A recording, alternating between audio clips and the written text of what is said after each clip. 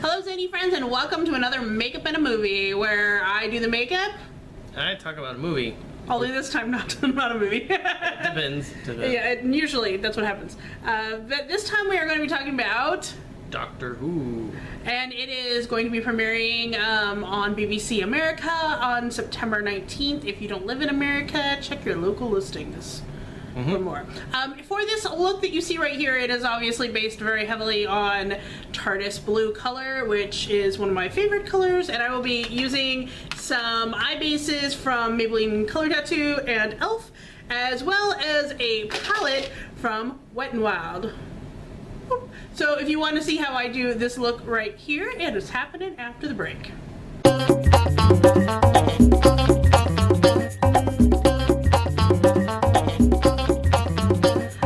So what I have used on my face so far, I will be linking in the down bar for you, as well as everything else that we use in this look. But the one thing I did want to mention is I am demoing some Makeup Revolution products in this look, and so I did use this one, which is the Makeup Revolution matte blush, and this is in the shade Dare. It is very bright. Woo. So you have to be careful so you don't go clown-like. Anyway, so what we're going to be doing, obviously, because this is a Doctor Who inspired look, is I'm trying to make it be blue yet futuristic at the same time. So like, if that kind of makes sense. So what I'm going to be doing is using this color. This is a smudge pot from e.l.f. and it's in the color Ocean Bound, so it's this nice blue color. I'm going to be using this on my lid, and then I also have this palette from Wet n Wild. This is in Fauna, and then I'm going to be using this middle part right here in the crease and this part here on the brow bone. So that's kind of what I'm doing while we start talking about Doctor Who. This season, it's basically Peter Capaldi's first season as the Doctor, and Jenna Coleman, more of her as the companion to the Doctor. And you got to know a little bit more of her, and it was interesting. Why do you say that? Clara. So yes, Clara, the new companion. I enjoyed her when she first came in, when she was with like Matt Smith. Yeah, with Matt Smith, where she was like in the Dalek, and then like she was in that Christmas special. That was really fun and interesting, and she really seemed to have fun with those characters and what she was doing there. And then through this season, I felt like she was kind of whiny. She was whiny. Yeah, I don't know. I didn't feel for her. I didn't feel that interested in her. I didn't really care much about her and her relationship with Mr. Pink, who's another teacher at the school that she is a teacher at.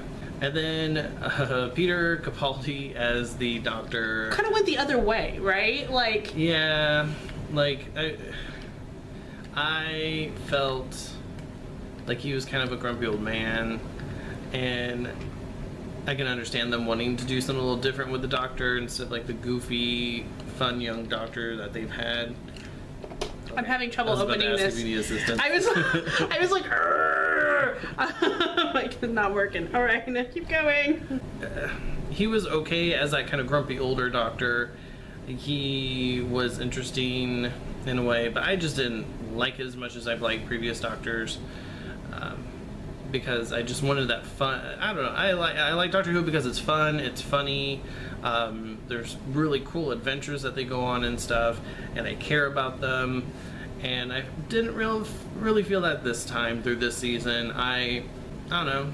Okay, I'm gonna help you out here because, like, I totally understand what you're saying. Like, when I first found out that this guy was going to be the new Doctor for this season, I was kind of like taken aback because I was like, well, I don't really get this because, I mean, I know he's been on Doctor Who before. He was in the episode where Pompeii like gets destroyed, and so I was like, well, you know, he's not new to this, but he's just new to the part, right? So I just don't know how I'm going to like it. My favorite Doctor is the 10th Doctor, and I also really like the 11th. So I didn't know how I was gonna like him. But I think towards the end of it, he started to really get in his groove of this role. So I think I seem to like him more, but I was just kind of like, yeah, I'm done with Clara. Like, she just needs to stop being so freaking whiny.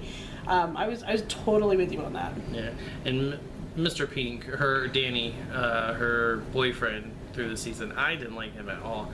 I don't know if it was because he didn't like the doctor. Maybe that was it, especially like near the end of the season. I was getting more frustrated with him than anything. Not to put any spoilers out there, I don't think this is too much of a spoiler, but there was a part where he was basically telling Claire, like, see, this is the doctor, this is him. He's a general and he just doesn't care about you. He was like saying this stuff and I'm just like, okay. He was kind of playing the role of like this jealous boyfriend who really had like, okay, so let's go back to Mickey. If you want to talk about, and Rory for that matter, like the companions' boyfriends / significant others have always kind of had this like distrust of the doctor, but then once they jump in and understand what he's doing, they're fine. And I feel like Danny just didn't give him that chance to really, you know, figure out why is he doing this. Like, it was kind of, Danny was kind of a shallow character. I'm not gonna lie. Yeah, even considering he saved Danny's life like a couple of times in the world, you know, he still was like, yeah, this guy, don't like him. Like, are you kidding? Like, come on. But yeah, we're not going to tell you what happens. There's many spoilers that happen with Clara and Danny and the doctor's relationships on the whole. So we're not going to tell you about that. So we can't really talk about that a little, like, too much longer because of that. So just put it that way. There wasn't really anything new learned about the doctor this season. Sometimes there's kind of like new stuff that comes along about him and Gallifrey and things like that. So except for well, there is something that you do find out, but we can't tell you because it's kind of a major reveal that happens in the last couple of episodes, so we can't really tell you about that. I mean, you know what I'm talking about. The next thing I'm going to do is I'm going to use this. This is a Maybelline Color Tattoo, and I don't really know what shade it is because the sticker has worn off. I got this in a swap. But anyway, it's kind of this like pearly white color. I'm going to use that on my lids, like just in the middle, just to give it a little bit more shimmer and not so much blue, maybe a little more pearl, and, you know, almost to represent the windows of the TARDIS. Nothing too big, you know, learned about the Doctor this season. He definitely dealt with some issues of like, is he a good guy? Am I really, truly a good guy? Or am I a selfish man? So there was kind of that conflict. So what do you think he is? I think he can be selfish at times, but in the end, he always ends up making the right decision, I feel. But that's what makes him so complex. Yeah, because sometimes there are times that he's had to make some really tough calls and lives have been lost. In the end, it's always been like for a good cause, I feel like. That's why in the end I still like the Doctor. I'll still tune in. I mean, they didn't have to like truly ruin it for me to stop. Yeah, that's true. So when did you start watching the Doctor? I want to say it was during, like, right before Matt Smith started. Corey was like, well, you should watch this, right? So we started watching it on Netflix. I watched it with Eccleston, and I watched it all the way through until the end of Tenet, and then we started with Matt Smith when that came on. So I would say it's been a couple years since I watched it. That's probably about the same time I started watching it. When before I moved out to Florida, and it was still Tenet, it was like the end of his time, and they were starting to promote, like, you know, like a new Doctor's coming. I remember seeing stuff about that. Yeah. So yeah, it was probably about the same time. Yeah. But yeah, I never went back and watched any of the earlier stuff until like years later when I got like Netflix and things like that. Yep. Let me go ahead and tell you what I'm doing now. I'm going to put on my Holy Grail Jessie's Girl Black Liquid Eyeliner just to line the top of my lids, and then I'm going to use this combination, which is the Maybelline Full Lash Bloom Mascara with the Rimmel, what is this, Wonder Lash Argan Oil Mascara, and then you're gonna see a break. I'm going to stop the video and put on these lovely lashes. These are called Fairy Tale. They're by Ardell. I don't know if you can see it, but they're kind of crisscrossy and interesting, and I've never worn these before ever, so we will see how those work. What do you think? Oh, those are kind of cool. Yeah. Okay. Yeah, this is the 12th Doctor now. There's been 11.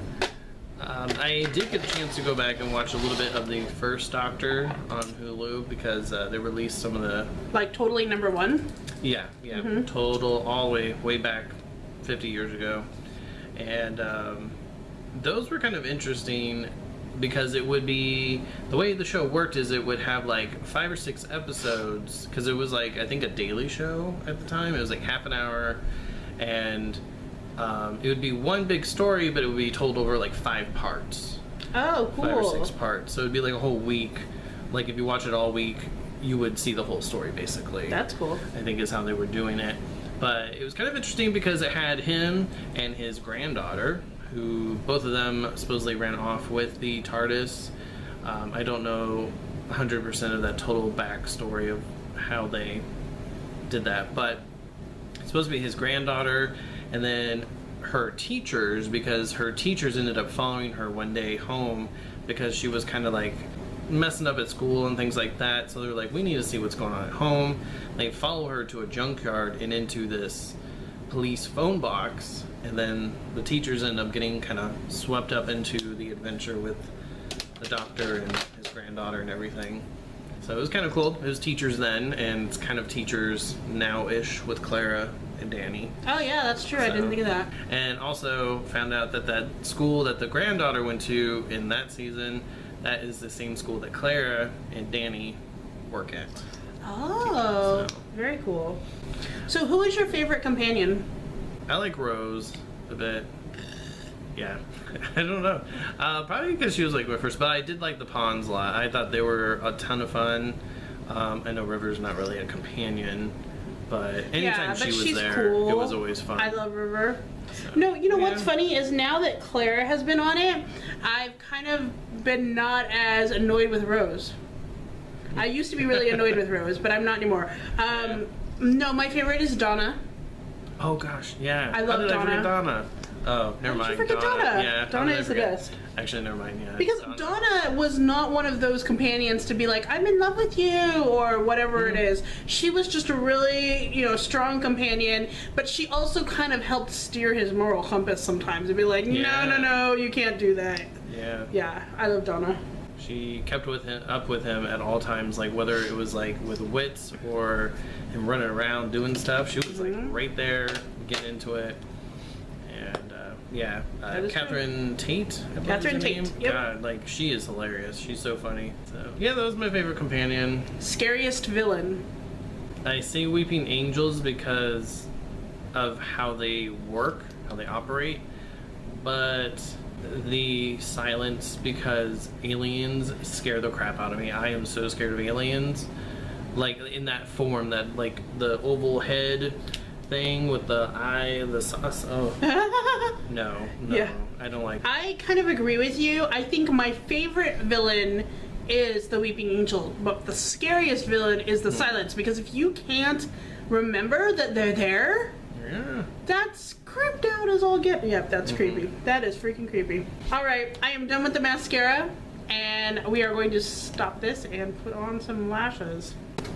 All right, so the lashes are on, and I'm actually really digging them. They're very natural looking, and a lot of time lashes, like to me, they come a little too far down. These ones are really nice. They kind of flip up a little more. So to finish the look, I'm going to be using this Makeup Revolution product, which is the lipstick in Enchant, and it's a really nice, like, light purpley pink color. So I'm excited to use this. Overall, my Makeup Revolution experience has been pretty good, and I kind of want to get more things. I really like the blush. I think it stays on really nice. And let's see how this is. What else do you have for us in fun facts? So one of them is Ridley Scott. He is the director of Alien, Blade Runner, pretty big in the sci-fi community. He actually almost was assigned to design the Daleks when they first came around in the 60s with the show. So that's kind of interesting. Yeah, someone who created some of those strange sci-fi things almost started off with Doctor Who. This lipstick smells like berries. It smells like berries. It's really subtle, but I like it a lot. And I do like how it turned out. It's very light. Ooh. Well, more Dalek information. Daleks were based on the Nazis. Yes, they were. Yeah. Which, I mean, you can kind of tell that just the way that they have them in the storyline. It's very much like... Yeah, when they first came around, they had them basically invading London, and the way they invaded it was kind of like how people thought the Nazis were going to invade when they came. They also got their own Christmas album that year. It's a really annoying song. You can look them up. It's called I'm Gonna Spend My Christmas with a Dalek. If you really want to hear the most annoying song in the world, you can find that on YouTube. I feel like there'd be some like little child like holding onto it like it's so fluffy, you know? Sounds like it's like... Right? Really cool fact, Verity Lambert, who was the first original producer of the show, she was the one that got BBC to get it and put it on air and got everyone involved in it. She was the first female producer at BBC. So, really fascinating. Yeah. And it was in the 60s. It was a time when, like, you know, obviously women were trying to get into things. And that's kind of a big deal, you know? Especially with a sci-fi type of show, it's seen as more of a men's kind of thing, you know? True, yes. Yeah. Yeah. Well, cool. So that is our look for Doctor Who Season 9. Coming out September 19th. Make sure you're watching that. We may be going to a special viewing of it at our Gods and Monsters at our mall, which is super exciting. But yeah, if you're interested in more makeup and movies, make sure you look at the link down below and comment and let us know what other like makeup palettes you want me to use or lipstick or something. Well, thank you so much for watching, and until next time, keep calm. See you, Zane. Bye-bye.